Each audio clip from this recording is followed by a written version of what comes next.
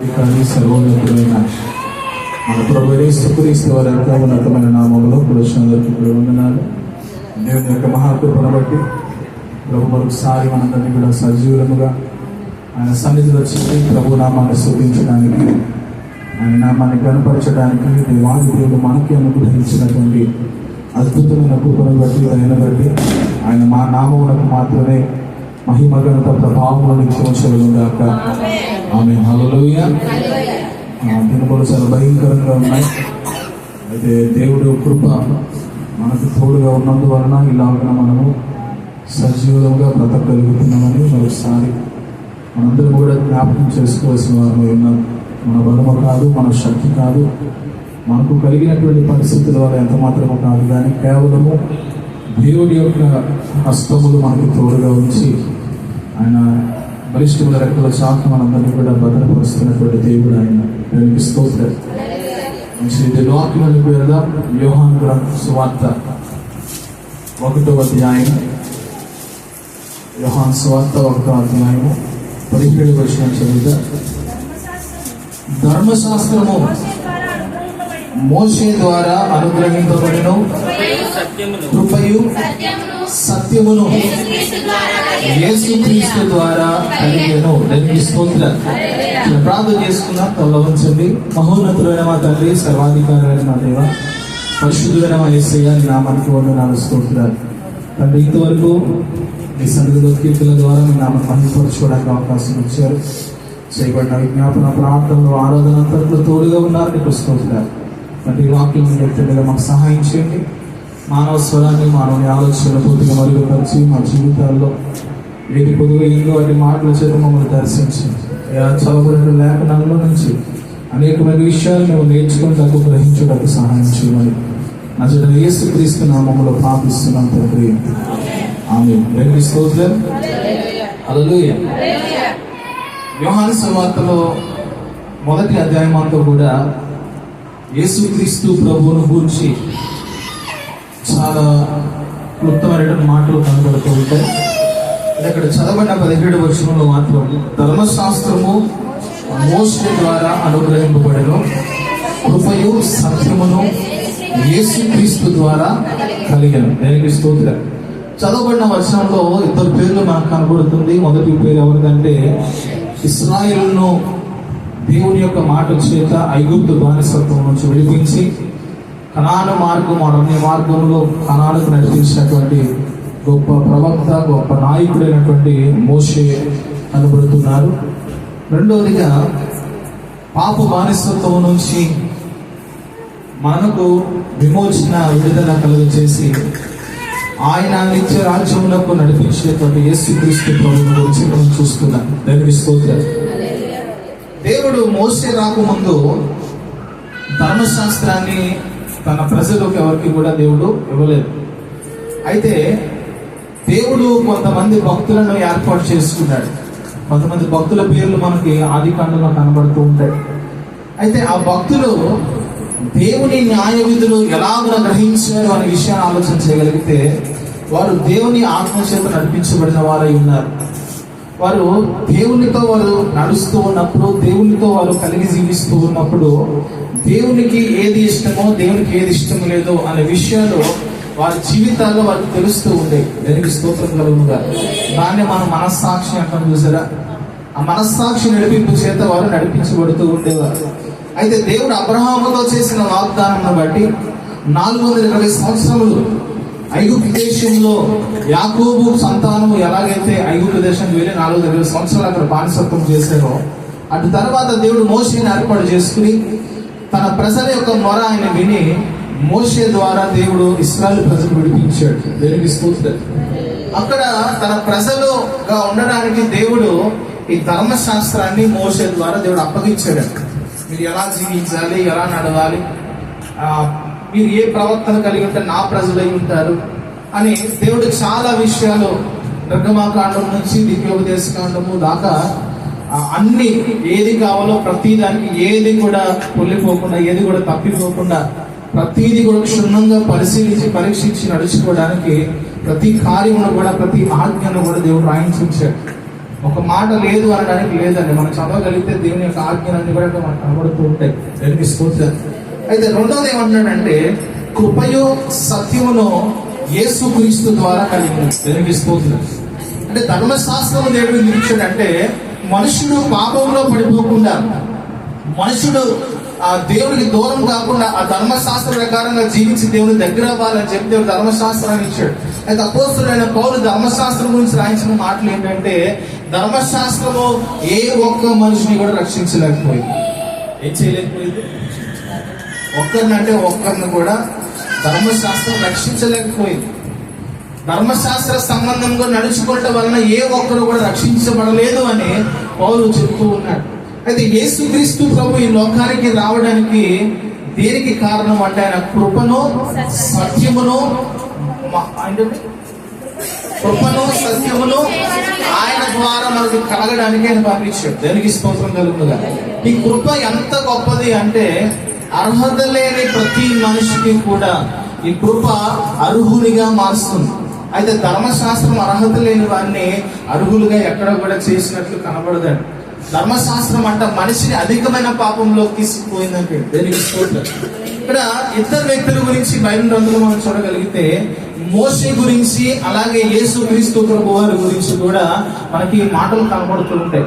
అయితే మోషే చేసిన కార్యాలు, దేవుడు మోషే నడిపించిన విధానము, అలాగే యేసుక్రీస్తు ప్రభు వారు చేసిన కార్యాలు, యేసుక్రీస్తు ప్రభువును దేవుడు నడిపించిన విధానాన్ని అంతటినీ కూడా మనం చూడగలిగితే మోషే యేసుక్రీస్తు ప్రభువుకు సాదృశ్యంగా పాత నిబంధనలో కనబడుతూ ఉన్నాడు. దేవునికి స్తోత్రం కలుగునుగా. హల్లెలూయా. ద్వితీయోపదేశ కాండము 18వ అధ్యాయంలో 16 నుంచి 19 వచనాలు ఒకసారి చదువుతాం. ద్వితీయోపదేశ కాండము 18వ అధ్యాయము 16 నుంచి 19 వచనాలు.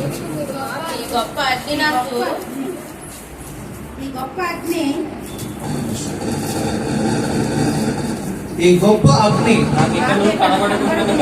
నాకు ఇకను కనబడుకుంటును గాక అని చెప్పితివి. ఆ సమయమున నీ దేవుడైన యెహోవాను నీవు అడిగిన వాటన్నిటి చొప్పున నీ దేవుడైన యెహోవా నీ మధ్యను నా వంటి ప్రవక్తను నీ సహోదరులను నీ కొరకు పుట్టించును. ఆయన మాట నీవు వినవలను. మరియు యెహోవా నాతో ఇట్లనెను, వారు చెప్పిన మాట మంచిది. వారు సహోదరులలో నుండి నీ వంటి ప్రవక్తను వారి కొరకు పుట్టించను. అతని నోట నా మాటలను ఉంచుదును. నేను అతనికి ఆజ్ఞాపించినది యావత్తును అతడు వారితో చెప్పును. అతడు నా నామమున చెప్పున మాటలను వినని వారిని దాన్ని గూర్చి విచారణ చేసేదను. దేవునికి స్తోత్రం కలుగునుగా. హల్లెలూయా. యేసుక్రీస్తు ప్రభువును గురించిన ప్రవచనము మోషే అంత్యకాలములో దేవుడు మాట్లాడుతూ ఉన్నాడు. దేవునికి స్తోత్రం.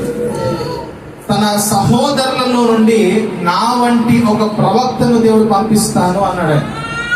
అంటే మోషే ఎలాగైతే ఒక గొప్ప నాయకుడిగా తన ప్రజలను దేవుని యొద్దకు నడిపించాడో అలాంటి సహోదరుడు, అటువంటి ప్రవక్తగా యేసుక్రీస్తు ప్రభువుల గురించి కూడా ఈ మాటలు రాయబడుతూ ఉన్నాయి. దేవునికి స్తోత్రం. యేసుక్రీస్తు ప్రభు వారు కూడా ఒక ప్రవక్తే. ఆయన దేవుడై ఉన్నాడు, అలాగనే ఆయన ప్రవక్త అయి ఉన్నాడు. దేని గురించి ప్రవక్త అంటే జరగబో వాటిని తెలియపరచు వారు అందరూ కూడా ప్రవక్తలే. అవునండి. ఇప్పుడు యేసుక్రీస్తు ప్రభువును గురించినటువంటి ప్రవచనాలు చెప్పిన వారు అందరూ ప్రవక్తలు అయ్యారు. అయితే యేసుక్రీస్తు ప్రభు వారు అంత్య దినములను గురించి, రాబో నూతన యెరూషలేమును గురించి ఆయన తెలియపరిచాడు. దేవునికి స్తోత్రం. హల్లెలూయా. యేసు ప్రభు వారు 100% శరీర మనుషుడు ఈ లోకంలో ఉన్నాడు. అలాగే 100% దైవత్వము కలిగినటువంటి దేవుడుగా వారు జీవించాడు. దానికి స్తోత్రం కలుగునుగా. హల్లెలూయా. కొన్ని విషయాలు, ఒక 6 విషయాలు మోషేకు యేసుక్రీస్తు ప్రభుకు తగినటువంటి వాక్యాలు పాత నిబంధనలోను అలాగే కొత్త నిబంధనలు కూడా కనబడుతున్నాయి. ఆ విషయాలు మీకు వాళ్ళు చూపించడానికి నేను ఇష్టపడుతున్నాను. మొదటి మాట హెబ్రీయులకు రాసిన పత్రిక 11వ అధ్యాయము 11వ అధ్యాయము హెబ్రీయులకు రాసిన పత్రిక 24 నుండి 26 వరకు చదువుతాను. మోషే పెద్దవాడైనప్పుడు విశ్వాసమును బట్టి ఐగుప్తు ధనము కంటే క్రీస్తు విషయమైన నింద గొప్ప భాగ్యమని ఎంచుకుని అల్పకాల పాప భోగములను అనుభవించుట కంటే దేవుని ప్రజలతో శ్రమలు అనుభవించుట మేలని యోచించి ఫరో కుమార్తె యొక్క కుమారుడని అనుభవించుకుంటూ ఒప్పుకొనలేదు.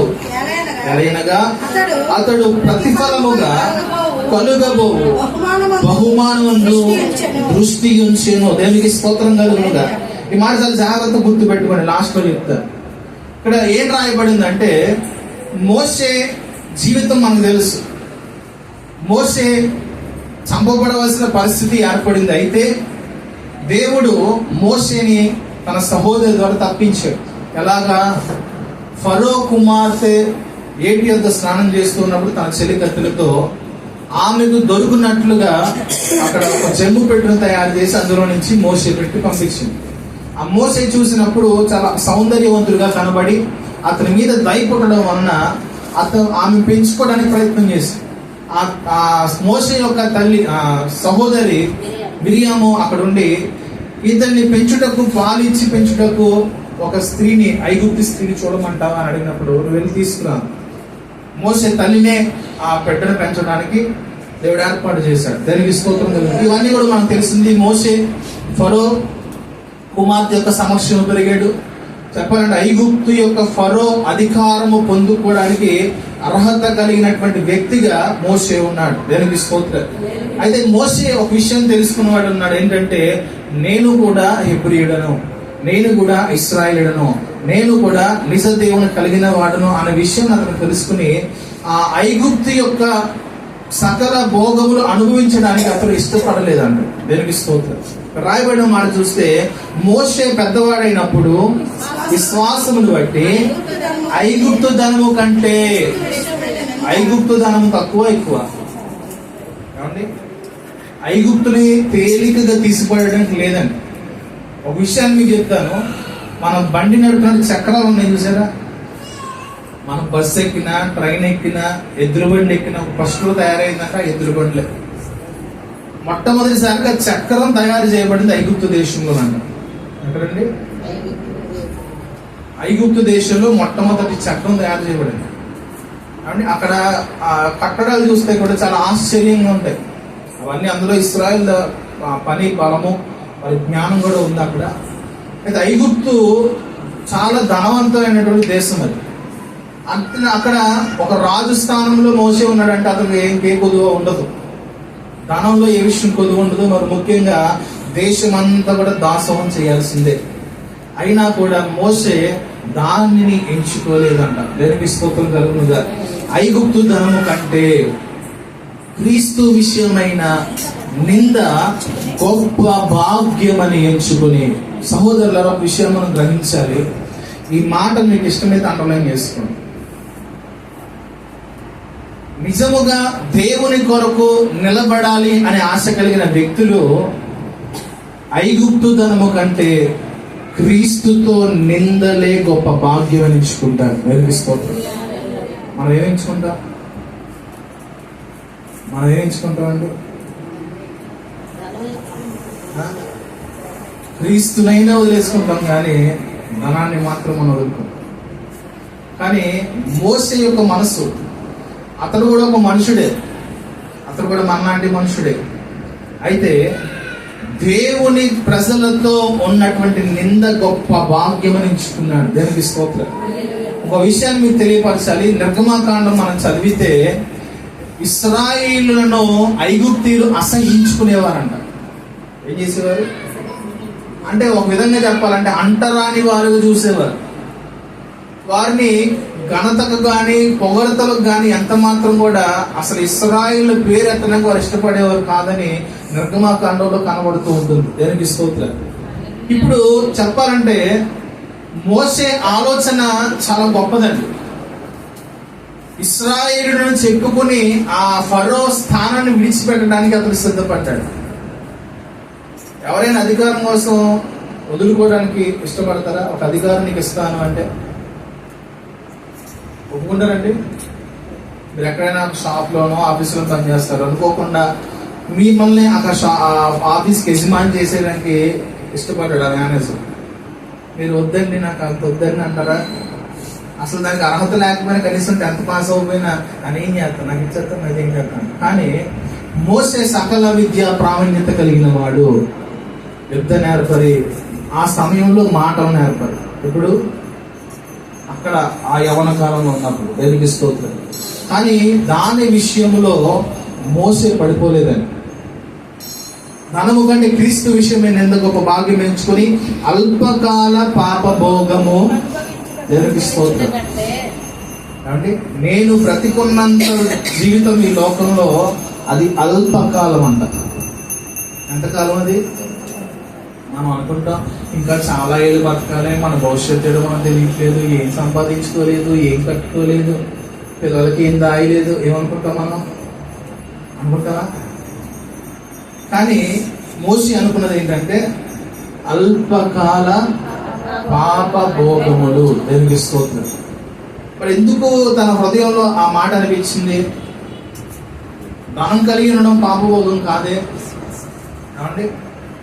ఒక గొప్ప స్థానంలో కూర్చోవడం పాపభోగం కాదే? కానీ మోషే ఎందుకు అలా అనుకున్నాడంటే దేవునికి నేను దూరం అయిపోతా. ఎవరికి?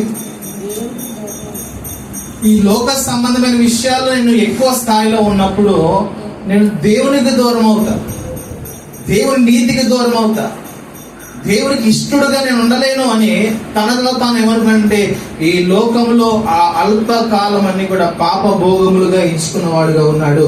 అనుభవించుట కంటే దేవుని ప్రజలతో శ్రమలు అనుభవించుట మేలని యోచించి ఫరో కుమార్తె యొక్క కుమారుని అనిపించుకుంటకు అస్సలు ఒప్పుకోలేదంటే దేవునికి స్తోత్రం కలుగుగా. హల్లెలూయా.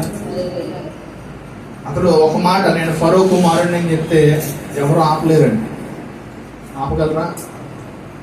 కానీ ఫరో కుమారుడిని చెప్పుకోవడం కంటే కూడా నేను ఇశ్రాయేలీయుడిని అని చెప్పుకున్నాడంట. దేవునికి స్తోత్రం కలుగుగా. మనం కూడా క్రైస్తవులు అని చెప్పుకోవడానికి చాలా చోట్ల సిగ్గుపడుతూ ఉంటాం. దేనికోసం? అనపర్తి వెళ్ళాం కదా, అక్కడ ఒక ఆవిడ ఏంటండి ఒక రెగ్యులర్ పని చేస్తుంటాడు. ఆ ఉద్యోగం జాయిన్ అయిన తర్వాత ఆవిడ చక్కగా సమర్పణ చేసుకుంది మొదట్లో. ఇప్పుడు అన్నీ వేసుకుని చక్కగా బొట్టు పెట్టిన వెళ్తుంది. ఏంటమ్మా ఇదంటేనంట తప్పట్లేదంట. ఇప్పుడు ఉద్యోగాలు లేవు భూమి మీద, ఉద్యోగాలు లేవు భూమి మీద అంటే ఎవరు నమ్మేసింది? ఎంతకే ఏజే నమ్మేసింది అంటే దేవుణ్ణి అమ్మేయడానికన్నా ఈ భూమి మీద ప్రజలు సిద్ధంగా ఉన్నారు, కానీ విశ్వాసాన్ని అమ్మేయడానికైనా భక్తిని అమ్మేయడానికైనా సిద్ధంగా ఉన్నారు, కానీ క్రీస్తు కోసం చిన్న చిన్న శ్రమలు అనుభవించడానికి వారు ఒప్పుకోవట్లేదు. ఒక విషయాన్ని మనం గ్రహించాలి, మనం అనుభవించే శ్రమలు ఈ భూమి మీదే. అంటే ఇక్కడ ఉన్న శ్రమలు తప్పించుకోవడానికి ప్రయత్నం చేస్తే అసలైన శ్రమ ఏంటో ఒక రోజు కనబడదు. అర్థమవుతుందండి? మనం ఇక్కడ వస్తున్నటువంటి శోధనలకి, ఇక్కడ వస్తున్నటువంటి హింసలకి, ఇక్కడ వస్తున్న బాధలకి కన్నీరు కార్చేసి నా దేవుడు నాకు ఏం చేశాడు, నాకు ఏం చేశాడు, నేను నా దేవుని దగ్గరికి వెళ్ళను, నాకు దేవుడు వద్దని చెప్పేసి వ్యర్థమైన వాటి వైపు మనం తిరుగుతాం. కానీ ఒక రోజున మరలా నువ్వు వెనక్కి తిరిగి యేసయ్యా నువ్వు పిలిచిన నీ స్వరం వినంత దూరంలో నువ్వు వెళ్ళిపోతావు. జాగ్రత్త. అందుకంటే అల్పకాల పాప భోగాలు భూమి మీద ఉన్నాయి. అల్పకాల శ్రమలు శోధన మనకు వస్తూ ఉన్నాయి. వెలిగి స్తోత్రం. అది ఏది కూడా నేను హానికి చేయలేదు, అది ఏది కూడా నేను పాడు చేయలేదు అని నేను వాక్యం చెబుతుంది. వెలిగి స్తోత్రం కలుగునగా. హల్లెలూయా. 2వ కొరింథీయులకు రాసిన పత్రిక 8వ అధ్యాయం 9వ వచనం చూడండి. 2వ కొరింథీయులకు రాసిన పత్రిక 8:9. 8వ అధ్యాయం 9వ వచనం.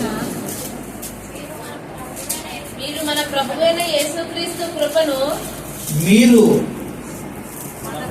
మన ప్రభు అయిన యేసుక్రీస్తు కృపను ఎరుగుదురు కదా. ఆయన ధనవంతుడై ఉండి మీరు తన దారిద్రము వలన ధనవంతులు కావాలనని మీ నిమిత్తము దరిద్రుడాయను. దేవునికి స్తోత్రం కలుగునుగా. హల్లెలూయా. మోసే గురించి ఆలోచన చేస్తే నేను చెప్తాను చూడండి, చాలా జాగ్రత్తగా గమనించండి. మోసే చేసిన కార్యాల కంటే యేసు ప్రభు వారు చేసిన కార్యాలు గొప్పగా ఉంటాయి. మోసే త్యాగము కంటే యేసు ప్రభు వారి త్యాగములు చాలా గొప్పగా కనబడుతూ ఉంటాయి. దేనికి స్తోత్రం. మోసే పెంచుకోవడానికి వెళ్ళినవాడు. ఎవరు? మోసే పెంచుకోవడానికి వెళ్ళినవాడు. పెంచుకున్నందుకు అతను ధనవంతుడు అయ్యాడు. కానీ యేసుక్రీస్తు ప్రభు వారు ఐశ్వర్యవంతుడు. దేనికి స్తోత్రం. ఎవరైనా ఆయన ధనవంతుడై ఉండి మీరు దారిద్ర్యము వలన, ఎవరి దారిద్ర్యం వలన? యేసుక్రీస్తు ప్రభువు ఈ లోకానికి ధనవంతుడిగా వచ్చాడా, దారిద్రుడిగా వచ్చాడా? ఏమండి, మన దారిద్రతను ఆయన ధరించుకుని భూమి మీదకి వచ్చాడు. ఎందుకు అని అడిగితే, ఆయన పొందుకున్న ఆ దారిద్రత వలన మనము ధనవంతులు కావాలని కేవలం మన నిమిత్తమైన దరిద్రుడిగా ఉన్నాడు. దానికి స్తోత్రం కలుగునుగా. హల్లెలూయా. చూడండి ఎంత గొప్ప కార్యం యేసు ప్రభువు వారు చేశారు. మోసే ఎందుకు చేశాడంటే రాబో కాలంలో అతడు ఫలం పొందుకోవడానికి. ఎవరు? మరొకసారి ఆ మాట హెబ్రీయులకు రాసిన పత్రికలో ఉందని మనం చదివిన మాట, చివరి మాట కదండి.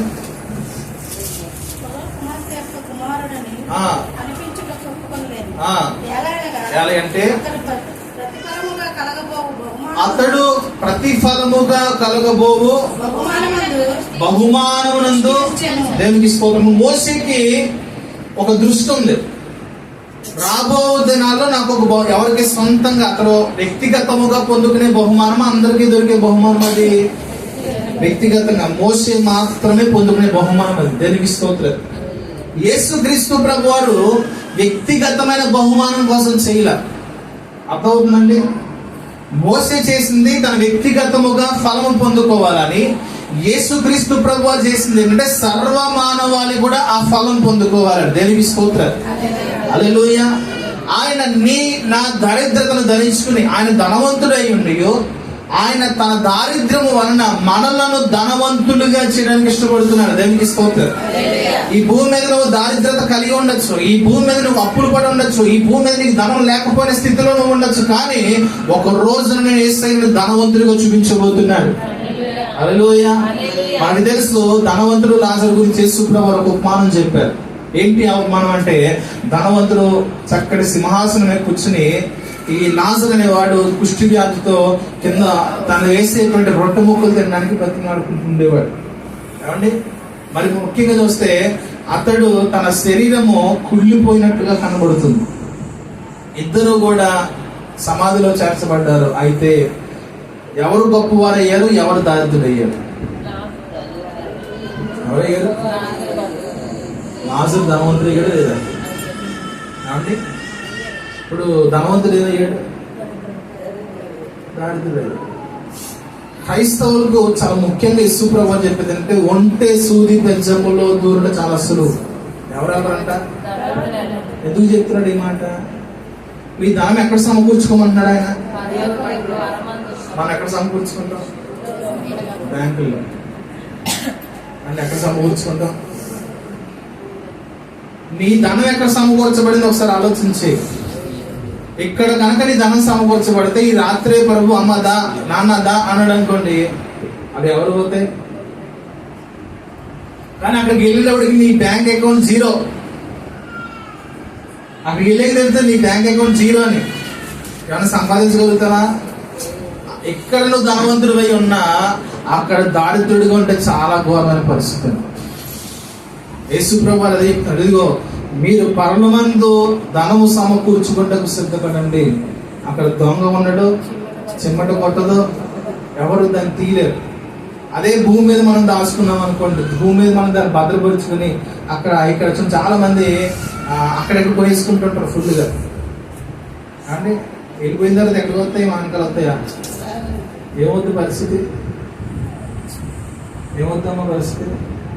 కనుక నీవైనా నేనైనా మొదటిగా మనం సంపాదించుకోవాల్సింది ఏంటంటే యేసుక్రీస్తు ప్రభువు మన కొరకు ఏదైతే సిద్ధపరిచాడో, మన కొరకు ఏదైతే మనది ధరించుకున్నాడో ఆ ధనమును మనం సమకూర్చుకోవాలంటే యేసుక్రీస్తు ప్రభువును మొదటిగా మనం కలిగిన వారమై ఉండాలి. కలిగి స్తోత్రం కలుగునుగా. హల్లెలూయా. జక్కయ్య ఒక పొదుగు కలిగి ఉన్నాడు, అదే పొందుకున్నాడు అండి. జక్కయ్యకి ధనం లేదా? ధనవంతుడా కాదా? అయితే జక్కయ్య హృదయంలో ఒక బాధ ఉంది. ఏంటి ఆ బాధ అంటే, ఇక్కడ నేను ధనవంతునే కానీ నా ఆత్మ దారిద్రతలో ఉంది. ఎక్కడ ఉంది? ఇప్పుడు అది ఎక్స్చేంజ్ చేసుకోవాలి. దేనికి స్తోత్రం. ఇప్పుడు ఆత్మ ధనవంతులు అవ్వాలంటే శరీరం దారిద్రతం ధరించుకోవాలి. దేనికి స్తోత్రం కలుగునుగా. నీవైనా నేనైనా ధనము మీద ఆశ పెట్టుకుని కనుక జీవిస్తే ధనాపేక్ష సమస్త కీడునకు మూలము అనే మాట చెప్తుంది. అంటే ఉద్యోగం చేయొద్దని నేను చెప్పట్లేదు, సంపాదన చేయండి నేను చెప్పట్లేదు. కానీ మీ దృష్టి దేవుని కంటే ఎక్కువగా సంపాదన వైపు వెళ్ళినా, మీ దృష్టి ఎక్కువగా ధనం సంపాదించుకోవాలి, అది కూడగొట్టుకోవాలి, ఇది కూడబెట్టుకోవాలి, ఇది కావాలి, అది కావాలి, నువ్వు ఎక్కువ వెళ్ళినా దేవుణ్ణి నువ్వు తక్కువ చేసుకున్నట్టుగా నువ్వు జ్ఞాపకం చేసుకో ఒకసారి. దేవుణ్ణి కాదని దేవుణ్ణి ధిక్కరించి మనం ఏమి కూడా చెయ్యలేము. దేనికి స్తోత్రం. చేయగలమంటారా? దేవుని కాదని అసలు మనం ముందుకు వెళ్ళలేమండి. అదే దేవునికి తోడుగా ఉంటే దేవుడు నువ్వు కష్టపడకపోయినా సరే ఆయన నీకు ఎల్లప్పుడూ తన చిత్త ప్రకారంగా అయితే నీకు సమృద్ధినిస్తాడు. నేను చెప్పి అర్థం చేసుకోండి. దేవుని చిత్త ప్రకారంగా వెళితే, దేవునికి ఇష్టానుసారం నడిస్తే, దేవుడు చెప్పిన పనులలో నడుచుకోగలిగితే ఖచ్చితంగా ఏ దారిద్రత నీ మీదకి రానివ్వకుండా దేవుడు చేయగలడండి. దేవునికి స్తోత్రం కలుగునుగా. మోసే వ్యక్తిగతముగా తను పొందే ఫలము కోసం ఎదురు చూశాడు. అయితే యేసుక్రీస్తు ప్రభు వారు తను పొందుకునే ఫలము కోసం కాదు, కానీ తనను తాను ప్రేమించినటువంటి తన ప్రజలు ఆ ఫలమును పొందుకోవాలని ఆయన తన గొప్ప సింహాసనం విడిచిపెట్టి, తన మహిమనంతటిని విడిచిపెట్టి ఈ లోకానికి దారిద్రునిగా వచ్చాడు. దానికి స్తోత్రం కలుగునుగా. హల్లెలూయా. శరీర సంబంధముగా మోసే కనబడుతూ ఉంటే ఆత్మ సంబంధమైన కార్యముగా యేసుక్రీస్తు ప్రభు వారు మన వరకు దారిద్ర్యం ధరించుకుని వచ్చాడు. రెండో చదువుకుందాం. నిర్గమకాండము 2వ అధ్యాయము 10వ వచనం చూడండి.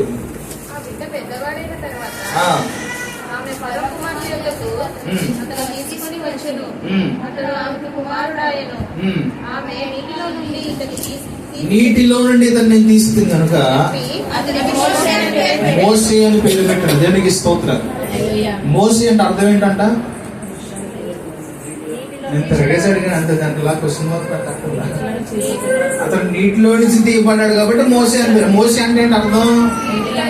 అది చెప్పడానికి మనం కష్టపడిపోతాడు. కింద ఆన్సర్ పైన క్వశ్చన్ పెట్టిన మీకు చూడడానికి కష్టమైపోతుంది. నీటిలో నుంచి తీయబడిన వాడు మోసే. అవునా? లూకాసు వార్త 2వ అధ్యాయం 11వ వచనం.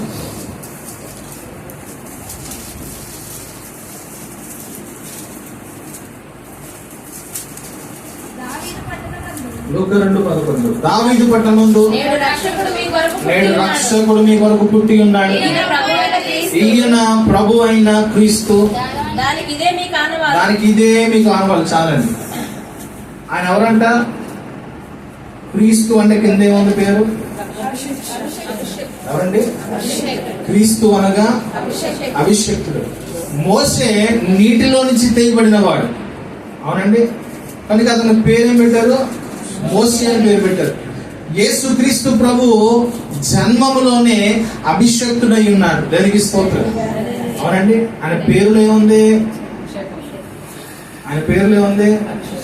అభిషేకం ఉంది. అంటే క్రీస్తు అనగా అభిషేక్తుడు, యేసు అనగా రక్షకుడు. తన ప్రజలను రక్షించుటకు ఆయన రక్షకుడు అనే పేరుతో అభిషేకించబడి భూమి మీదకి వచ్చిన వాడు ఆయన. దేనికి స్తోత్రం కలుగునుగా. హల్లెలూయా. ఆయన నామము వలన మనకి ఏం దొరుకుతుందంట? రక్షణ దొరుకుతుంది. ఎవరైతే ఆయన నామమునందు విశ్వాసం ఉంచుతారో, విశ్వాసం ఉంచడం వలన నీకు నాకు రక్షణ దొరుకుతుంది. దేనికి స్తోత్రం. హల్లెలూయా. 3వ కూడా చదువు. సంఖ్యాకాండము 12వ అధ్యాయము 3వ వచనము 7వ వచనము. సంఖ్యాకాండం 12వ అధ్యాయము 3వ వచనము 7వ వచనం చదవండి. యెహోవా ఆ మాట వినను. మోషే భూమి మీద ఉన్న వారందరిలో మిక్కిలి సాత్వికుడు. యెహోవా 7వ వచనం చదవండి. అతడు నా ఇల్లంతటిలో నమ్మకమైన వాడు. దానికి స్తోత్రం. ఎవరు చెప్పారు ఈ సాక్ష్యం? ఏమని చెప్పాడంట? మోషే మిక్కిలి సాత్వికుడు, నా ఇల్లంతటిలో నమ్మకమైన వాడు. దానికి స్తోత్రం. హల్లెలూయా. అంటే మోషే జీవించిన విధానము దేవుడికి నచ్చిందండి. మోషే దేవుని మాట ప్రకారముగా జీవించిన వారిలో ఒక గొప్ప వ్యక్తిగా కనబడుతున్నాడు. చెప్పాలంటే మోషే గురించి ఆలోచన చేస్తే మోషే చాలా గొప్ప నాయకుడు అండి. 6 లక్షల కంటే పై జనాంగాన్ని నడిపించాడంటే చిన్న విషయం కాదండి. అవునా?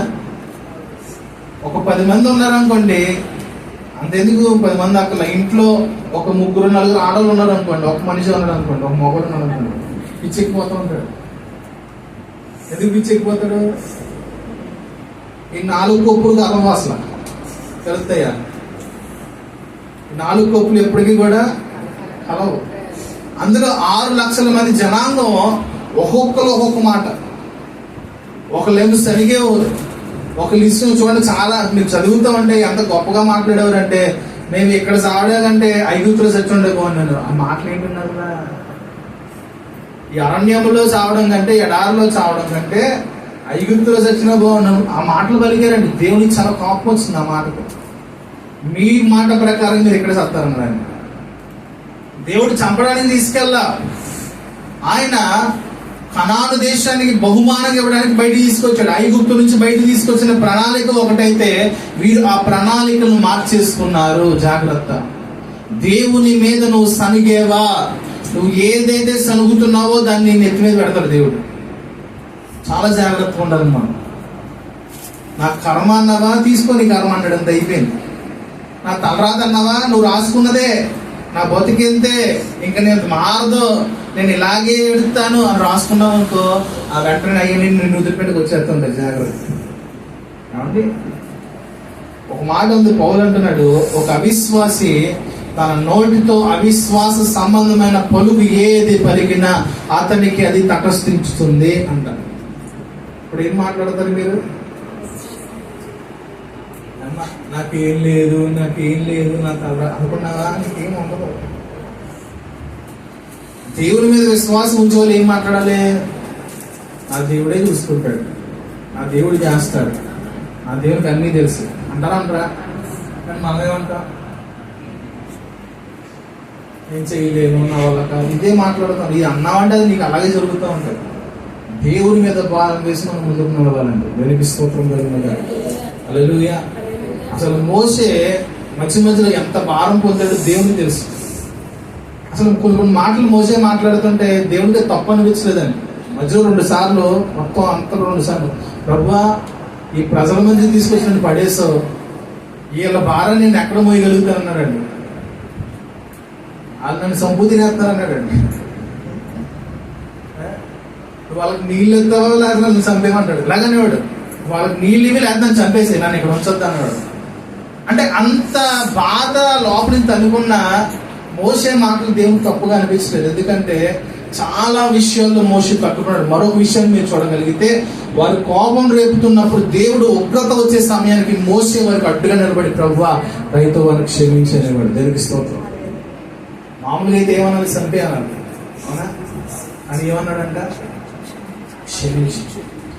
అంటే అతనికి వారు ఎంత విసుగుకున్నా, ఎంత సరిగినా, ఎంత వారి కోపం తెప్పించిన మోసే అసలైన సమయానికి వచ్చేసరికి మిక్కిలి సాత్వికుడుగా వారి పక్షాన్ని నిలబడ్డాడు. దేవునికి స్తోత్రం కలుగునుగా. హల్లెలూయా. మరొక మాట అంటున్నాడు, నా ఇల్లంతటిలో నమ్మకమైన వాడు.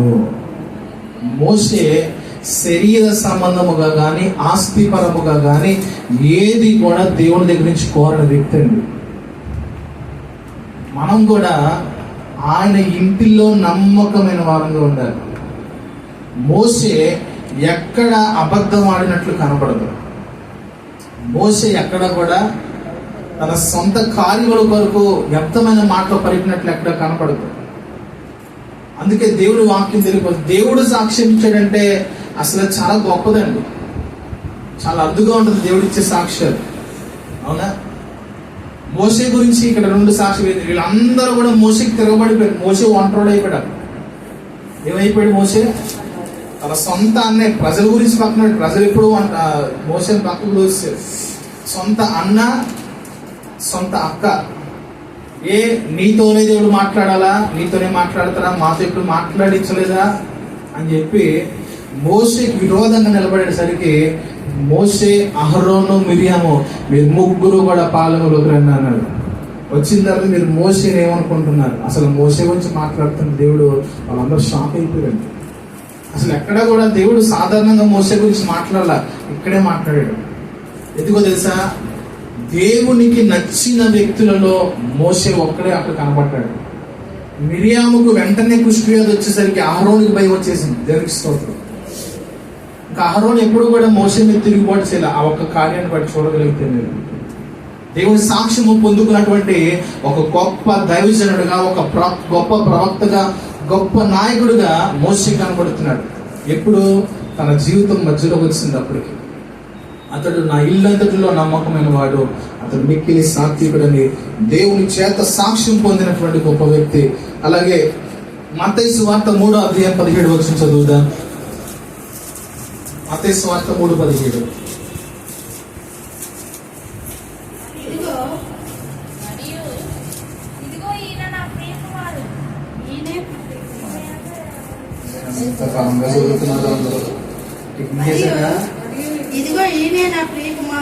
మరియు ఇదిగో ఈయనే నా ప్రియ కుమారుడు, ఈయనందు నేను ఆనందించుచున్నానని ఒక శబ్దము ఆకాశము నుండి వచ్చెను. దేనికి స్తోత్రం కలుగునుగా. హల్లెలూయా, హల్లెలూయా. దేవుని యొక్క స్వరము యేసుక్రీస్తు ప్రభు వారి జీవితంలో 2 సార్లు వచ్చిందని. ఎప్పుడు చెప్పాలంటే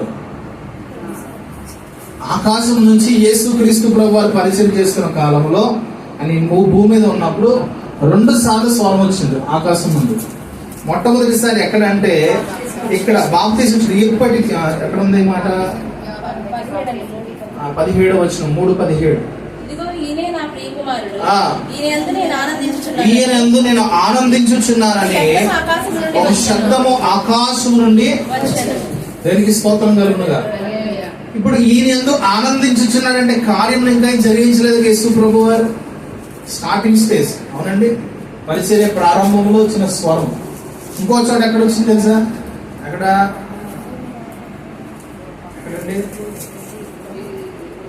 రెండోసారి స్వరం వచ్చింది ఒక చోట. అక్కడ చెప్పండి అమ్మా.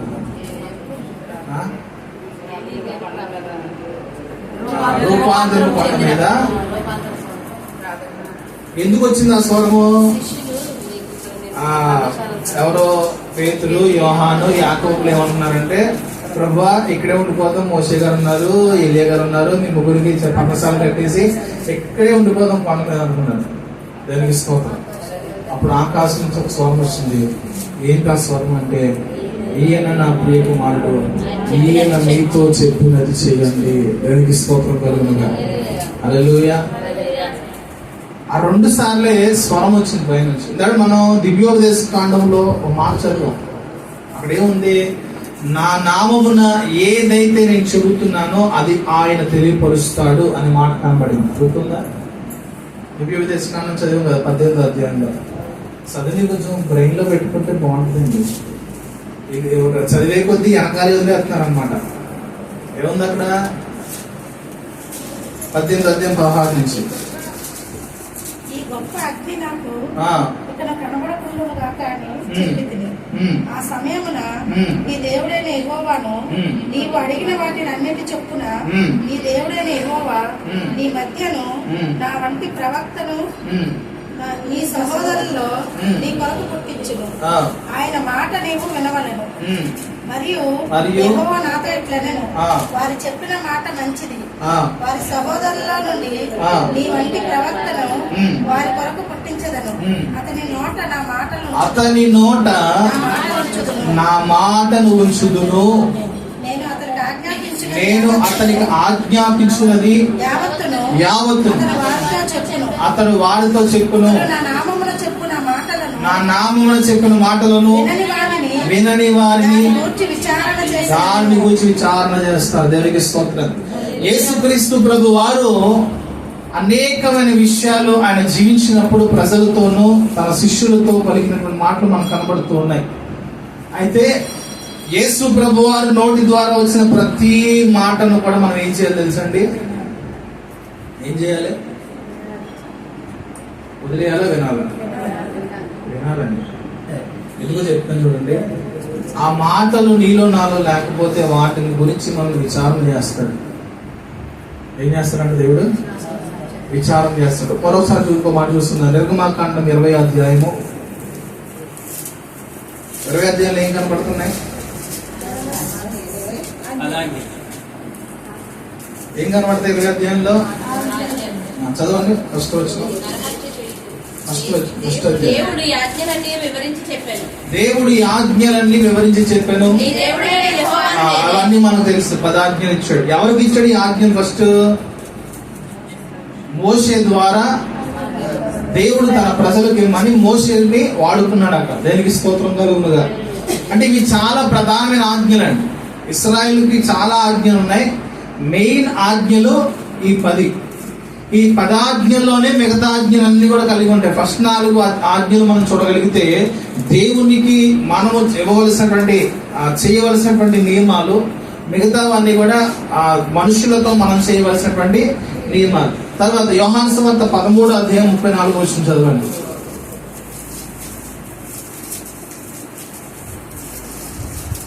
13:34.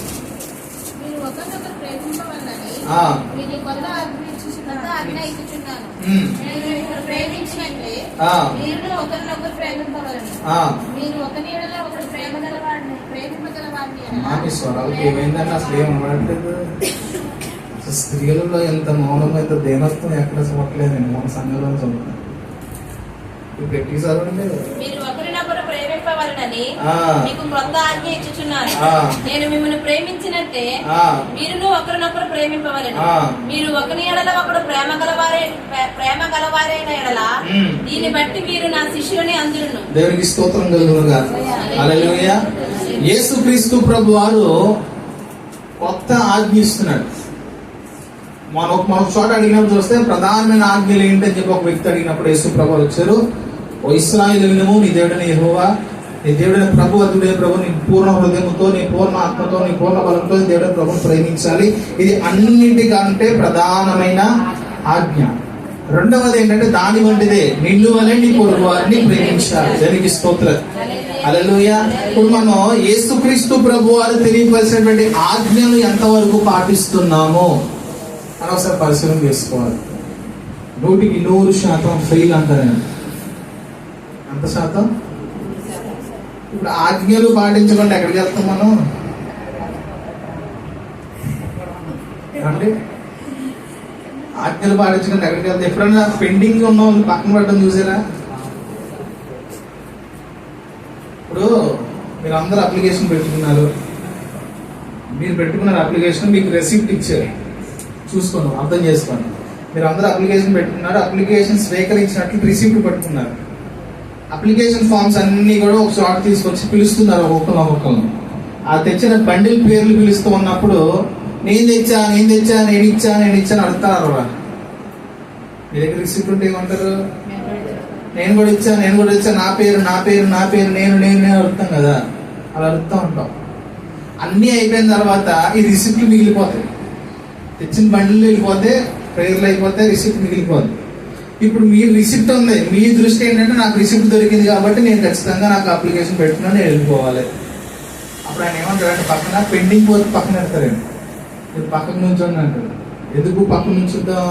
ఇప్పుడు ఈ పక్కన నుంచిన తర్వాత మనకి ఒక మాట వస్తుంది. మనం చదివి చూసారా?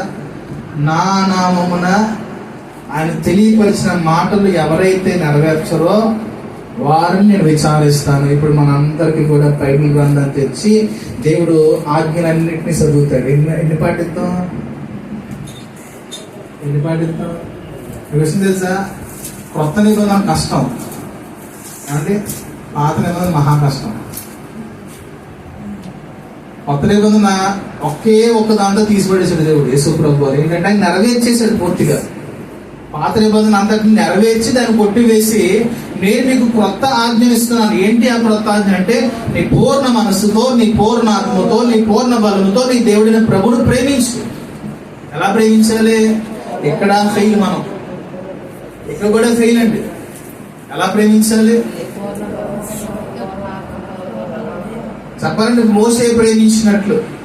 అసలు దేవుణ్ణి ప్రేమిస్తే దేవుని కోసం ఎన్ని అవమానాలు పొందడానికన్నా, ఎన్ని కష్టాలు పొందడానికన్నా, ఎన్ని శ్రమలు పొందడానికన్నా, ఎంత భారం భరించడానికన్నా నువ్వు సిద్ధపడిపోతావు. అర్థం చేసుకోండి మాట. అవునా కాదా? అవునా? కానీ ఒక చిన్న వ్యతిరేక పరిస్థితి నీ జీవితంలో దేవుని కొరకు వస్తే నువ్వు తట్టుకోలేవు. సో దీని అర్థం ఏంటి?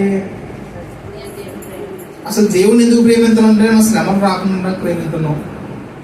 దేవుని ఎందుకు ప్రేమిస్తున్నావు అంటే, శోధం రాకుండా ప్రేమిస్తున్నావు. దేవుని ఎందుకు ప్రేమిస్తున్నావు అంటే, కష్టాలు తీరుతాడని ప్రేమిస్తున్నావు. దేవుని ఎందుకు ప్రేమిస్తున్నావు అంటే, నీ బ్రతుకులు మాతాయని ప్రేమిస్తున్నావు. అసలు దానికి దీనికి సంబంధం లేదు అసలు. అవునండి?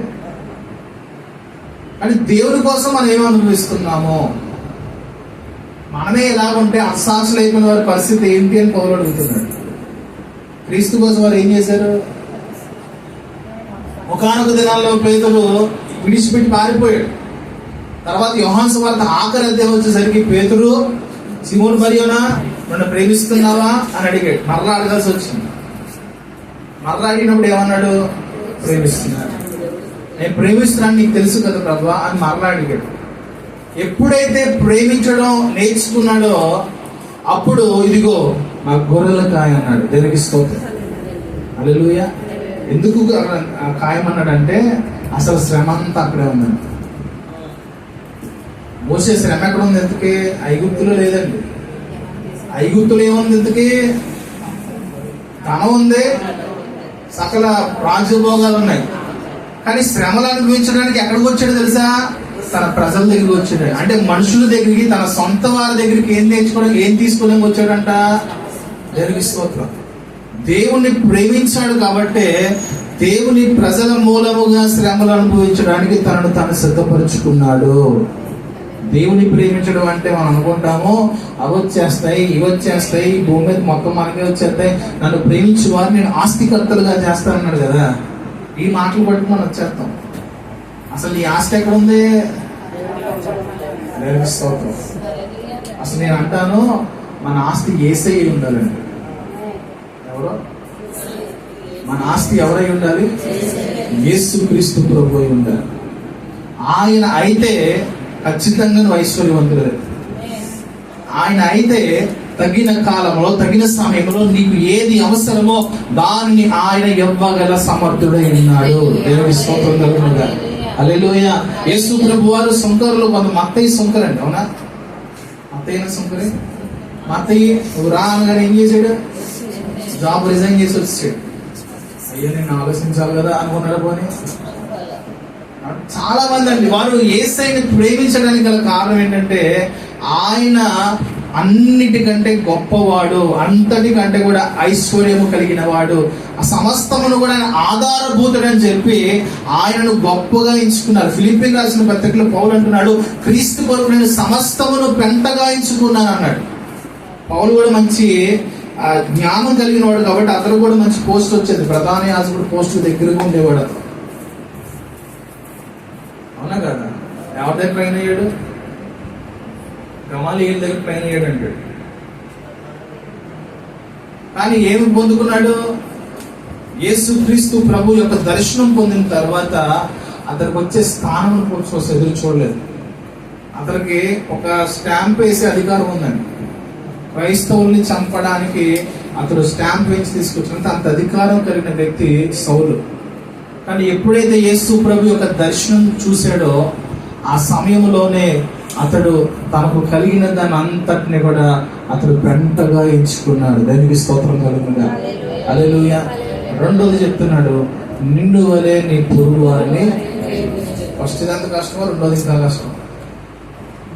మొదటి యోహాను పత్రికలో ఒక మాట అంటున్నాడు, నువ్వు కనబడని నీ సహోదరుణ్ణి నువ్వు ప్రేమించినప్పుడు, కనబడే సహోదరుని నువ్వు ప్రేమించినప్పుడు కనబడని దేవుణ్ణి ఎలా ప్రేమిస్తావు? ఒకవేళ నువ్వు నీ సహోదరుని నువ్వు ప్రేమించలేకపోతే నువ్వు దేవుని ప్రేమిస్తున్నాను అని చెప్పడం అబద్ధము అంటున్నాడు. ఉందా లేదు ఈ మాట అండి? మనం ఇక్కడ మనుషులను ఎంత దూరంగా చూస్తామో పరలోక రాజ్యానికి వెళ్ళడానికి అంత దూరం అయిపోతాం. కాబట్టి అక్కడ అంతా ఒకటే కదా, తెలుసా తెలీదా? నేను ఆలోచిస్తా ఉంటే చాలా గొప్పగా అనిపిస్తూ ఉంటుంది పరలోక రాజ్యం. అంటే మన ఊహకందేది కాదనుకోండి, అది ఆలోచిస్తామంటే పైకి వెళ్ళిన తర్వాత డిబ్బులకి నాకు గొడవ అయిందనుకోండి, పైకి వెళ్ళిన తర్వాత ఎదురు గొడవడుకుంటూ ఉండాలి. ఇంకా నువ్వు వచ్చి పెట్టించి దుర్మార్గుడు అలా వెతుకొచ్చాడికే నెల తీసుకొచ్చారు, నెల రాణించారు రావడానికి అంట కూర్చుంటా లేదా?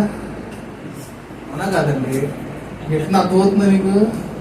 ఫీల్ అవుతుంది ఎవరు బర్త్డేగా? సారీ జస్వంత్ ఏమన్నా ఫీల్ అవడంట కదండి. జస్వంత్ ఎవరి పైకి రమ్మన్నాడు, నిన్ను వెతుకొచ్చా అని చెప్పి కొట్టుకుంటూ చచ్చి ఉన్నాడు అక్కడ. ఇంక దానికి దీనికి గొడవ లేదని చెప్పి దారిలోనే మన మనసు మారకపోతే నువ్వు అక్కడ ఉండాల్సిన కదా, కింద నీ బాధలో నువ్వే కొట్టుకోవచ్చు. అంతా పక్కడు గురించి ఏం పట్టించుకుంటావు? నీ కాలు కాలుతా ఉందనుకో కింద, నీ శరీరం కాలుతా ఉందనుకో కింద, నీ పక్కన నీ శత్రువు ఉన్నా నీకు పట్టింపు ఉండదు. అప్పుడు ఏమంటావు అంటే, నాకు వచ్చిన బాధ నా పక్కడికి కూడా రాకూడదు అన్న. మంచి మనసు వచ్చేది తప్పు, నీకు మారు మనసు వచ్చేది. ఇప్పుడు ఎంతమంది అన్నారు ఈ పదాన్ని అమ్మ? చాలా విపరీతమైన నొప్పులు అనుభవించిన వాళ్ళు ఈ పదం అంటారు. దేవా, నా పగోడికి కూడా ఈ బాధ రాకూడదు అంటామండి. నా శత్రువు కూడా, అంటే మారు మనసు వచ్చింది అక్కడ, ఎక్కడ బాధలో వచ్చింది. దేవుని స్తోత్రం. నరకంలోకి వెళ్ళే కొత్తది ఈ బాధ అంతా కూడా ఇంటికి వచ్చిందండి. నిన్ను ఎలా ప్రేమించుకుంటున్నావు? నిన్ను హాని చేసుకుంటే పక్కన హాని చేయదు, ఒప్పలేదు. కానీ నిన్ను ఏం చేసుకుంటావు? ప్రేమించుకుంటావు కదా. అంటే దీనికి వివరణ చెప్తాను చూడండి. మీకు ఒక గొడుగు ఇచ్చానండి, ఆ గొడుగు మీ ఒక్కరికే సరిపోతుంది. వెళ్ళి ఎండలో నుంచోమన్నా ఇంకొక వ్యక్తికి గొడుగు ఒకరిని పంపించాలి. ఏం చేస్తారు అప్పుడు?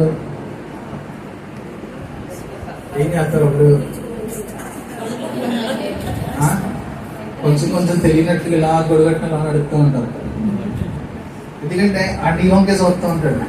దేనికోసం? ఆ గొడుగు కోసం. దేనికి స్తోత్రం. అవునండి, ఇలా తెలియనట్టుగా అటు ఇటు తిరుగుతూ ఉంటాం.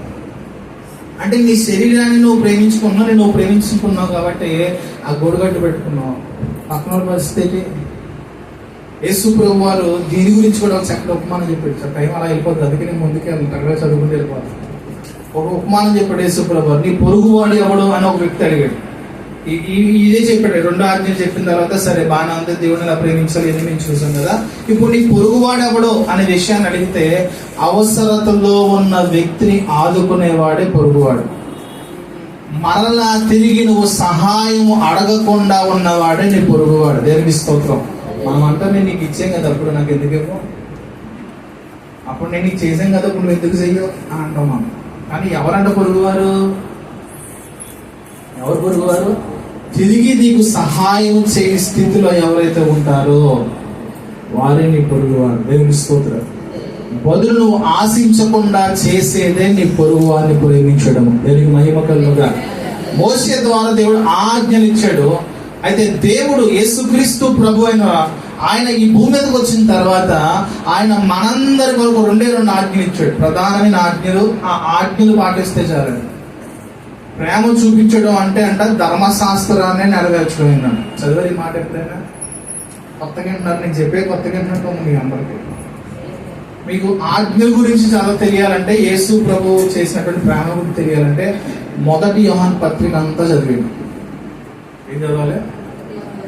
ఆజ్ఞ అంటే ఏంటో, ప్రేమ అంటే ఏంటో, అసలు ప్రేమ గురించి, నిజమైన ప్రేమ అంటే ఏంటో ఆ మొదటి యోహాను పత్రిక అంతా కూడా కనపడదు. దేనికి స్తోత్రం కలుగుగా. ఈ మనకి ప్రధానమైన ఆజ్ఞ ఏంటి? ఇప్పుడు మొదటిది, నీ పూర్ణ మనసుతో, నీ పూర్ణ ఆత్మతో, నీ పూర్ణ బలముతో ఈ లోకాన్ని ప్రేమించాలి, మన పిల్లలు ప్రేమించాలి, ఇంకా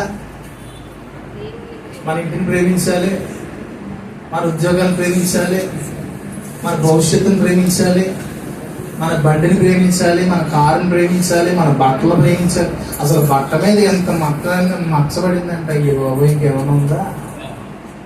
ఇంత చిరుగు వచ్చినా, ఎంత కాకిరెట్ వేసినా ఇంకా దాని గురించి దాని కాకిని వచ్చి గుర్తు తిప్పేస్తారు చాలా మంది. ఈ పనికి మనకు ఎక్కడే దొరికిందా, ఎంతమంది వెళ్తున్నా నా మీద వేసిందని చెప్పి దాని మీద శాపనాథ రేటేస్తూ ఉంటారు. దాని అర్థం ఏంటి? ఈ వస్త్రాన్ని ఉపయోగిస్తున్నామని. అవునా? ఆ రోజే కనుక ఒక కొత్త చీర, దానికి కూడా ఆ చీర నచ్చినట్టు ఉంది, దేవునికి స్తోత్రం. పునః చీర 100 రూపాయలు ఉందా? కాదే. అంతది ఒక ఎంతో ఆశపెట్టి కొనుక్కున్న చీరల మీద అర్థం లేదు, దుర్మార్గులు అని. అవునంటారా కాదంటారా? మంచిది. తర్వాత మనం చదువుకుందాం. నిర్గమాకాండం 32 9-14 అయిపోయింది. ఇంకా ఆఖరి వచ్చేసాం. నిర్గమాకాండం 32 9-14. మరియు యెహోవా ఇట్లనెను, నేను ఈ ప్రజలను చూచి ఉన్నాను, ఇదిగో వారు లోబడనల్లని ప్రజలు. ఎలాంటి వాళ్ళు? లోబడనల్లని ప్రజలు. మనం ఎలాంటి వాళ్ళు? సరే, మన గురించి ఎందుకు కానీ ఎప్పుడు పక్కన గురించి మాట్లాడుకుంటాం, మనం వాళ్ళ గురించి మాట్లాడుకుంటాం. ఎలాంటి వారు వాళ్ళు? లోబడనల్లని ప్రజలు. ఇదిగో ఈ ప్రజలు లోబడనల్లని ప్రజలు. కావున నీవు ఊరకుండుము. కావున నువ్వు ఊరితో ఇంక మాట్లాడద్దు. నా కోపము వారి మీద నా మండును. కోపము వారి మీద మండును. నేను వారిని కాల్చివేసి నిన్ను గొప్ప జనముగా చేసేదని మోషేతో చెప్పగా, మోషే తన దేవుడైన యెహోవాతో యేసై ప్రభు అన్నాడు. బ్రతిమాలుకొని అన్నాడు. తప్పు చదువుతారండి. యేసై ప్రభు అన్నాడా? నేను మీకు ఒక అద్భుతమైన మర్మం చెప్పనా? రాసుకుంటారా దాచుకుంటారా? మీ ఇష్టం. ఎవరి గురించి అయినా మనం నాశనం అవ్వాలని ప్రార్థన చేస్తే రివర్స్ అవుతుందంట. విషయం ఎవరి గురించి కూడా చెడుగా గాని కీడుగా గాని దేవుని దగ్గర పలకడానికి లేదు. ఒకవేళ పలికితే ఫస్ట్ అనుభవించేది మనమే. దేవుని తెలియపరిచిన మాట ఏంటంటే అది కాదండి. ఏదైనా ఆయనకు అప్పగించుకోవాలి. పగ తీర్చుకొనుట ఎవరి పని? దేవుడు పగ తీర్చుకుంటే ఎలా ఉంటది అంటే ప్రతిదీ కూడా వీలైతే క్షమించడానికి మనం ప్రయత్నం చేయాలి. అయితే పగ తీర్చుకునేదంతా దేవుని పని అంటాడు. దేవునికి స్తోత్రం. ఇక్కడ మోషే ఏం మాట్లాడుతున్నాడు తెలుసా? బతిమలాడుకున్నాడు అంటాడు. ఏం బతిమలాడాడు? మోషే తన దేవుడైన యెహోవాను బతిమలాడుకొని, యెహోవా నీవు మహాశక్తి వలన బాహుబలం వలన ఐగుప్తు దేశం నుండి రప్పించిన నీ ప్రజల మీద నీ కోపం మండనేలా, ఆయన కొండలలో వారిని చంపినట్లు భూమి మీద నుండి వారిని నశింపచేయనట్లు కీడు కొరకే వారిని తీసుకుని పోయినని ఐగుప్తు చెప్పుకొనవలెను. నీ కోపాగ్ని మండుకొని నీవు నీ ప్రజలకు ఈ కీడు చేయక దాని గురించి సంపాపడము. నీ సేవకులైన అబ్రహామును, ఇస్సాకును, ఇశ్రాయేలును జ్ఞాపకం చేసుకొనుము. నీవు వారితో నక్షత్రము వలె మీ సంతానం అభివృద్ధి చేసి నేను చెప్పిన ఈ సమస్త భూమిని మీ సంతానానికి ఇచ్చేదననియు వారు నిరంతరము దానికి హక్కుదారులు ఎగుదురనియు వారితో నీ తోడని అప్పుడు ప్రమాణం చేసితివనెను. అంతటా యెహోవా తన ప్రజలకు చేసేదనని చెప్పిన కీడుల గురించి సంతాపపడెను. స్తోత్రం కలుగునుగా. హల్లెలూయా. మోషే క్షమించమని అడిగాడు. ఏమడిగాడు? మరలా అంటున్నాడు, ఇదిగో ఒకానొక దినంలో నీ భక్తులు ఉన్నారే, అబ్రహాముకు, ఇస్సాకు, యాకోబుకి ప్రమాణం చేశావు. ఆయన అన్నాడు నా తోడని ప్రమాణం చేశాడు. ఆ దినాల్లో ఆ ప్రమాణాన్ని ఒకసారి జ్ఞాపకం చేసుకుని ఈ ప్రజలను నశింపకుండా కీడు చేయకుండా ఆపు ప్రభువా అని అనగానే దేవుడి దగ్గర క్షమాపణ అడిగినటువంటి మోషే మాటలు బట్టి, కేవలము దేవుడి దగ్గర క్షమాపణ అడిగి మోషే మాటలు బట్టి మాత్రమే ఇశ్రాయేలును దేవుడు రక్షించాడు. అక్కడ దేవునికి స్తోత్రం కలుగునుగా. హల్లెలూయా. అంటే ఒక్కడు చేసిన క్షమాపణ 6 లక్షల కంటే పైగా ఉన్న జనుల యొక్క రక్షణకు కారణమైంది. దేవునికి స్తోత్రం. లూకా సువార్త 23:34. లూకా సువార్త 23:34. అక్కడ మధ్యలో గ్యాస్ లేదండి. మీరు ఏం చేస్తున్నారంటే మీరు ప్రార్థన చేసినట్టు తండ్రి బైబిల్ చదవడం నేర్పించాను ఎవరికి ప్రత్యేకంగా క్లాసులు పెడతాను ఈసారి. యేసు తండ్రి మీరేమి ఆమందా ఆమందా యేసు దగ్గర గీత ఉందా అంటే ఎవరు పలికినట్టు? యేసు తండ్రి కాదండి, యేసు ప్రభు. యేసు ఈయన మన 19 అడిగినట్టు తండ్రి మీరేమి చేయుచున్నారు? వీరేం చేయుచున్నారు? కనుక వీరు ఎరుగరు కనుక క్షమించమని చెప్పి వీరిని క్షమించండి అని పలికిన దానికి స్తోత్రం. హల్లెలూయా. ఎక్కడ మాట ఎక్కడ కలిసింది చూసారా? మోసే ప్రజలు నాశనం కాకూడదని ప్రార్థన చేసిన రీతిగా యేసుక్రీస్తు ప్రభు వారు జనుల నాశనానికి వెళ్ళకూడదని క్షమించమని ప్రార్థన చేశాడు. దానికి స్తోత్రం కలుగునుగా. హల్లెలూయా. మోసేని మాటలతోనే హింసించారు, అయితే యేసుక్రీస్తు ప్రభుని తన శరీరం అంతలో కూడా నలగగొట్టిన పరిస్థితి కనబడుతుంది. అంటే మోసే కంటే కూడా యేసుక్రీస్తు ప్రభువు చాలా ఎక్కువగా బాధించబడినప్పటికీ కూడా ఆ ప్రజలు ఎవరు కూడా, వారే కాదు మనము తెలియని స్థితిలో నశించిపోకుండా ఉండాలని మన కొరకు రక్షణ ప్రార్థన చేశాడు. దానికి స్తోత్రం కలుగునుగా. హల్లెలూయా. హెబ్రీయులకు రాసిన పత్రిక 3వ అధ్యాయం 1-6.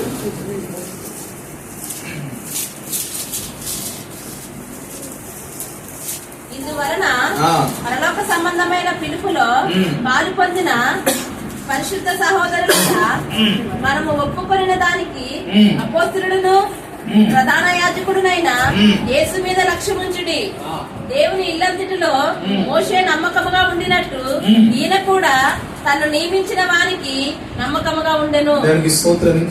ప్రతి ఇల్లును ఎవడైనను ఒకరి చేత కట్టబడును, సమస్తమును కట్టిన వాడు దేవుడే.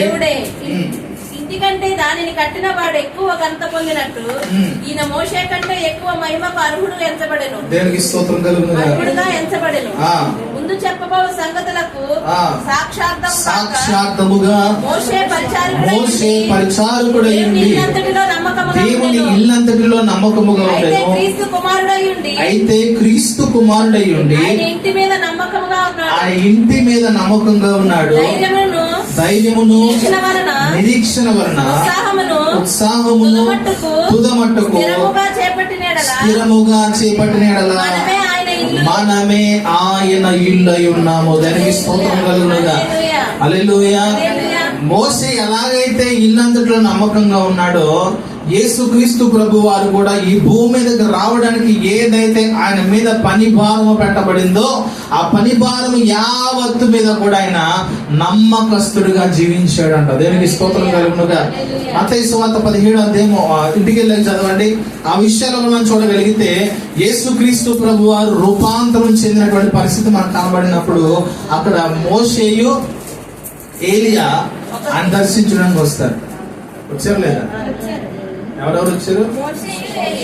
ఏలియానా ఎలీషానా? కరెక్టేనా? ఏలియా వచ్చారు. ఏలియా ఇద్దరు ఉన్నారంట. మళ్ళీ పాత ఏలియా వచ్చాడు, కొత్త ఏలియా వచ్చాడు.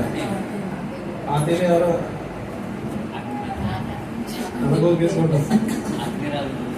దేవునికి స్తోత్రం. ఎలీషా యొక్క గురువు. దేవునికి స్తోత్రం. మైక్స్ నిర్గమాకాండం 33వ అధ్యాయం 17 నుంచి 23 చదవండి ఒకసారి. నిర్గమాకాండం 33 17 నుంచి 23. మీరు రెఫరెన్స్లు తీయగానే ఆయాసం వస్తుందండి మీకు. కొన్నిసార్లు తీయాల్సి వస్తుంది. చదవండి. కాగా యెహోవా నీవు చెప్పిన మాట చెప్పున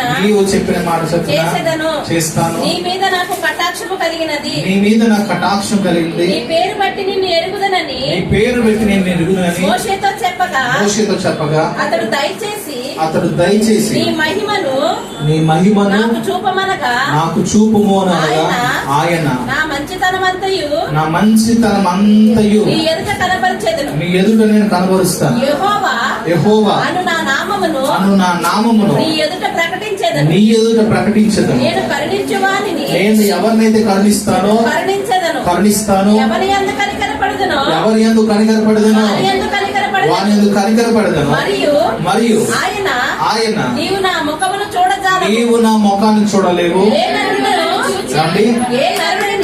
ఏ నరుడును నన్ను చూసి బ్రతకడు అనెను.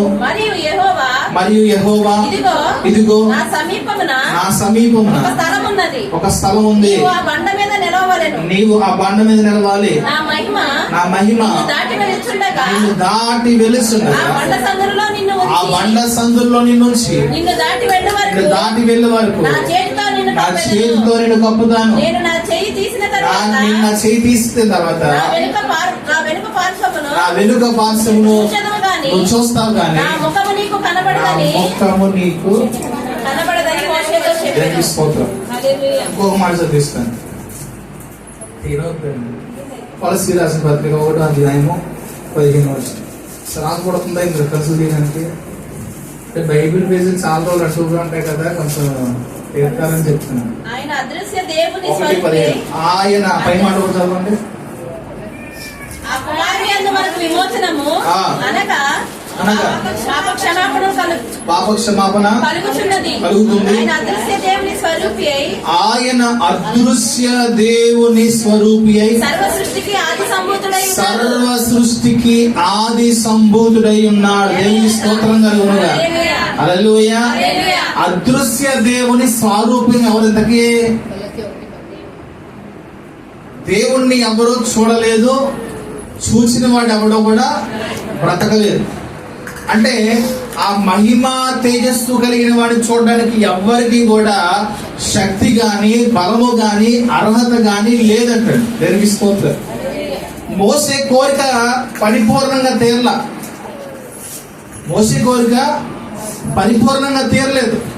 మోసే ఆశ ఏంటంటే ఎప్పుడు కూడా స్వరం వినబడుతుంది, పక్కనే నడుస్తున్నాడు కానీ ఆ ముఖం కనిపించట్లేదు.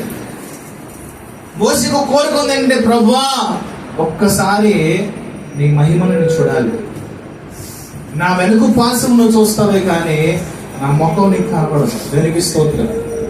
కానీ మోసే కోరిక తీర్చడానికి ఆయన యేసు క్రీస్తు ప్రభువుని లోకానికి వచ్చాడు. దేనికి స్తోత్రం. ఆయన ఒక్క కోరికను కాదండి, ఇక్కడ అదే మాట రాసి ఆయన పైన కుమారుడు అని రాసి చూసారా. ఆయన అదృశ్య దేవుని స్వరూపిగా. సర్వ సృష్టికి అదృశ్య దేవుడు అంటే అర్థం ఏంటి? దృశ్యము కానివాడు. అదృశ్య దేవుడు అంటే అర్థం ఏంటండి? దృశ్యము కానివాడు. అయితే ఆ అదృశ్య దేవుని స్వరూప్యము యేసుక్రీస్తు ప్రభువుగా ఈ లోకానికి రావచ్చాడు. ఆయన అన్నాడు సర్వ సృష్టికి ఆయన ఆది సంభూతుడై ఉన్నాడు. దానికి స్తోత్రం. ఆ రూపాంతరపు అనుభవంలోనికి మోషే ఏలియా వచ్చి ఆయన ముఖ దర్శనం చేసుకున్నారు. దానికి స్తోత్రం. మోషే ఎన్ని సంవత్సరాలు చేసుకున్నాడండి? కొన్ని వేల సంవత్సరాలు గడిచిపోయింది. మనం చూస్తామా దేవుని చూడలేమా? మనం చూడగలుగుతాం, చూడలేమా? దేవునికి మహిమ కలుగుగా. పరలోకం వెళ్ళకపోతే చూడచ్చు. ఎక్కడ చూద్దాం? చాలు ప్రభు నేను చూసాను ఆయన తీర్పులోకి వెళ్ళిన చదవనుకుంటారు పోయి చాలా ఘోరమైన పరిస్థితి అంటే. కనుక ఆయన ముఖ దర్శనము చేసుకునేదానికి మనం ఎదురు చూసే వాళ్ళంతా ఉండాలి. హల్లెలూయా. అండ్ ఒకప్పుడు అంట వివాహాలు జరిగేది. అప్పుడు కాదు, ఒక 4-5 తరాలు అట్టుకెళ్ళిపోతే పెళ్లి కుమారుడు పెళ్లి కుమార్తె అసలు చూసుకునేవారు కాదు. పెళ్లికి కూడా మధ్యలో చీర తొప్పుడు పెట్టేవారు కదా. మ్యూజిక్ ఇచ్చిన తర్వాత ఒకసారి తొప్పుడు దిగాను హవాక్క ఇవ్వరు. అప్పుడు అమ్మ ఈడ అమ్మ ఇది అవునా? ఆ పెళ్లిలో పెళ్లిపేట మీద కూర్చుని నెత్తి మీద దగ్గర దమ్సూపులు చూసుకునేదాకా మొగుడెవరో తెలియదు, పిల్ల ఎవరో తెలియదు. ఇప్పుడు అలా లేదండి, అన్ని పెళ్లి చూపులు అన్ని అయిపోతుంది. తెలుసుకోవాలి. అలాగున నీకు నాకు నిశ్చితార్థం అయిపోయింది. సారీ, మనకి దేవుడికి నిశ్చితార్థం అయిపోయింది. నిశ్చితార్థం అయిపోయిన తర్వాత మనము ఆయన ముఖ దర్శనం చూడడానికి ఎదురు చూసేటువంటి కన్యకలుగా ఉండాలి. దేవునికి స్తోత్రం. హల్లెలూయా. ఎలా చూడాలి మనం ఊహించుకోవాలి. ఎలా ఉంటాడు ఆయన? ఆయన స్వరూపం ఏంటి? ప్రకటన గ్రంథంలో కొన్ని మాటలు రాసుకుంటూ వచ్చాడు. ఆయన కళ్ళు అగ్ని జ్వాల లాంటి నేత్రాలు, అపరంజిపోయిన పాదాలు, ఆయన అతి సుందరుడైన దేవుడు, ఒంటిని పోయినటువంటి జుట్టు. దేవునికి స్తోత్రం కలుగుగా. ఆయన స్వరూపం కనబడుతూ ఉందండి.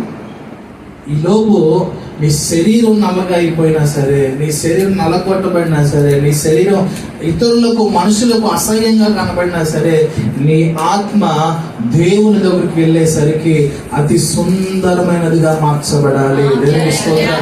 1 తిమోతి పత్రికలో మాట్లాడుతున్నాడు, ఆత్మీయ అలంకరణ నీకు ఉండాలి. ఏ అలంకరణ ఉండాలి మనకి? లోకంలో ఉన్నటువంటి స్త్రీలు కలిగినటువంటి అలంకరణ, పై అలంకరణ మీకు ఉండకూడదు, కానీ ఆత్మీయ అలంకరణ, దైవ భక్తి గల వారని స్త్రీలకు తగినట్లుగా మీరు జీవించినట్లు ఆత్మ సంబంధమైన మరియు స్త్రీలను అణుకువేరు స్వస్థబుద్ధి గలవారై ఉండి తగుమాత్రపు వస్త్రముల చేతనే గాని జడతోనైనను బంగారములతోనైనను ముత్యములతోనైనను మిగులు వెలగల వస్త్రములతోనైనను అలంకరించుకొనక దైవభక్తి గలవారమని చెప్పుకుని దైవ భక్తి గలవారమని చెప్పుకునే స్త్రీలకు తగినట్లుగా చేత మంచి కార్యముల చేత తమ్మును తాము అలంకరించుకోవాలి. వదిలేండి, మనకు కష్టం లేదు కానీ వదిలేసేయండి, ఎందుకని అవన్నీ గొడవలు అయిపోతున్నాయి. దీనికి స్తోత్రం కాదు. చదువుకోండి, ఇంటికి వెళ్ళి చదువుకోండి, బయటకి ఎందుకని అందరికి నచ్చవా? మాటలో నచ్చుతాయండి, నచ్చవు కదా ఎక్కువ. దేవుని దగ్గరికి మనం వెళ్ళేసరికి ఏ అలంకరణతో ఉండాలి? మనం అందరం కూడా సంఘమును దేవుడు స్త్రీతో పోల్చాడు, అంటే సియోను కుమారితో పోల్చాడు, వధువు కన్యకతో పోల్చాడు. దానికి స్తోత్రం కలుగునుగా. మనకి కేవలం మాటల చేత, విశ్వాసము చేత మనం చేర్చబడ్డాం. నిశ్చితార్థం ఒకటైంది. బాప్తిసం దేనికి సాదృశ్యం? ఏమండి అయిందా? నిశ్చితార్థం అవ్వలేదు ఎవరికన్నా? నిశ్చితార్థం రాకపోతే నిశ్చితార్థం చేసుకోండి. దేనికి స్తోత్రం. మధ్యలో పంతులు నేనే అమ్మా, పంతులు రెడీగా ఉంటారు ఎప్పటికప్పుడు. నిశ్చితార్థం చేసుకున్న తర్వాత మీ పని ఏంటంటే, నీ వరుడు కొరకు నిన్ను అలంకరించుకో. పెళ్లి దగ్గర పడే కొద్ది మేకప్లు ఎక్కువ మనకు కదండి. ఐ క్రీమ్లు వాడుతావు, ఈ క్రీమ్లు వాడుతావు. పెళ్లిలో అందంగా నువ్వే అట్రాక్షన్ గా కనబడాలి, అవునా కదా? ముందు నాలుగు ఉన్న మా తమ్ముడు భార్య అండి, ఫస్ట్ పెళ్లి ఇంకా సెట్ కాకుండా చాలా ఘోరంగా ఉండేదండి. పెళ్లి దగ్గరికి వచ్చేసరికి మాత్రం చాలా సౌందర్యంగా. దాని అర్థం ఏంటంటే ప్రతిరోజు మేకప్ వేసుకోవడానికి, ప్రతిరోజు బ్యూటీ పార్లర్ వెళ్ళిపోయిందండి. దేనికి స్తోత్రం. అంటే బ్లాకీ కాస్త వైటీ అయిపోయింది ఒక రోజు. ఇప్పుడు వైటీ తెల్లమంది చూసారా? కారణం ఏంటంటే బ్యూటీ పార్లర్. మన బ్యూటీ పార్లర్ ఇదే, మన మేకప్ కిట్ ఇదే. స్తోత్రం కలుగునుగాక. దీనిని మనం కలిగిన వారమే ప్రతిరోజు దీన్ని ధ్యానిస్తూ, మన కనుబొమ్మలు చెక్కుకుంటూ, మన ముక్కులు చెక్కుకుంటూ, మన మూతిని చెక్కుకుంటూ, మన చెవులు చెక్కుకుంటూ, మన జుట్టు చెక్కుకుంటూ, వాక్యముతో ఉదక స్నానము చేత మనం పవిత్రపరుచుకుని పరిశుద్ధపరచుకోగలిగితే దేవుని యొక్క రాకడ సమయమునకు మనము ఆయన మంచి సబ్బా నా సుందరి అంత అందంగా ఉంది. ఎలాగా? ఆత్మీయ సౌందర్యము చేత. దేవునికి ఏ సౌందర్యం కావాలంటే, ఆయన పై రూపం లక్ష్యం చేసే దేవుడు కాదు, హృదయాంతర భాగం లక్ష్యం చేసే దేవుడు. నీ మనసు మారి నూతన మగుట వలన నీవును కూడా రూపాంతరపు అనుభవంలోకి వెళ్ళగలుగుతావు. రూపాంతరం పొందిన క్రీస్తుతో పాటు నీవు నేను కూడా ఆ రూపాంతరపు అనుభవంలో ఆయనతో పాటు శాశ్వత కాలం యుగయుగంలో కూడా ఆయనతో జీవించే గొప్ప అవకాశాన్ని యేసుక్రీస్తు ప్రభువారు మనందరికీ అనుగ్రహించాడు. దేని వలన అంటే, ఆయన ధనవంతుడై ఉండి ఆయన మన దారిద్రతను ధరించుకుని, ఆయన దారిద్రత వలన నిన్నును నన్నును ధనవంతులుగా చేయడానికి. దేనికి స్తోత్రం కలుగునుగాక. రూతు గ్రంథం మనం చదవగలిగితే, రూతు ఏమీ లేని స్థితిలో ఉంది. ఒక రోజున రూతు ఆ పొలంలో ఉన్నటువంటి గడ్డిని, ఆ విత్తనాలు, బార్లీ గింజలు ఏర్పడడానికి వెళ్తూ ఉండేది. ఒక రోజున రూతును బోయాజు వివాహం చేసుకున్న తర్వాత ఆ పొలం అంతటి మీద కూడా అది అధికారులుగా మార్చబడింది. దేవుని స్తోత్రం కలుగునుగాక. అలాగ నిన్ను నన్ను కూడా పరలోకమును ఆయన అధికారముగా నిలబడడానికి ఇష్టపడుతున్నారు. ఇక్కడ నువ్వు దారిద్ర్యాన్ని అనుభవించు, తప్పులేదు. ఎవరి కోసం? యేసయ్య కోసం. మనం అందరం యేసయ్య కోసం అన్ని వదులుకోవడానికి సిద్ధంగా ఉండాలి, కానీ యేసయ్యని అన్నిటి కోసం వదులుకునే వారిగా ఉండద్దు. ఎందుకంటే నీ భక్తి మాత్రమే నిన్ను పరలోక రాజ్యం చేరుస్తుంది. నీ విశ్వాసం మాత్రమే నీ పరలోక రాజ్యం చేరుస్తుంది. యేసుక్రీస్తు గ్రంథంలో ఒక మాట ఉంది ఏంటంటే, ఇదిగో భర్త చేసిన భక్తిని బట్టి భార్య పరలోక రాజ్యానికి వెళ్ళదు, భార్య చేసిన భక్తిని బట్టి భర్త పరలోక రాజ్యానికి వెళ్ళరు, తల్లిదండ్రులు చేసిన భక్తిని బట్టి పిల్లలు పరలోక రాజ్యానికి వెళ్ళరు, పిల్లలు చేసిన భక్తిని బట్టి తల్లిదండ్రులు పరలోక రాజ్యానికి వెళ్ళరు. ఎవరి భక్తి, ఎవరి నీతి వారినే రక్షిస్తుంది. దేవునికి స్తోత్రం కలుగునుగా. హల్లెలూయా. కనుక మొదటగా నీ భక్తి, నీ విశ్వాసము, నీ యథార్థత, నీ పరిశుద్ధత నీవు దేవుని కొరకు సమర్పించుకుని జీవించడానికి ప్రయత్నించే. వాళ్ళందరూ వదిలేమని నేను చెప్పను. వారు కూడా నీతో నాతో పాటు దేవుని రాజ్యానికి రావడానికి వారి రక్షణ, మారు మనసు కొరకు మనం ప్రార్థించే వారంగా ఉండాలి. అటువంటి మారు మనసు అనుభవంలో, అటువంటి పరిశుద్ధమైన మార్గంలో దేవుడు మనందరినీ బలపరిచి నడిపించును గాక. ఆమేన్.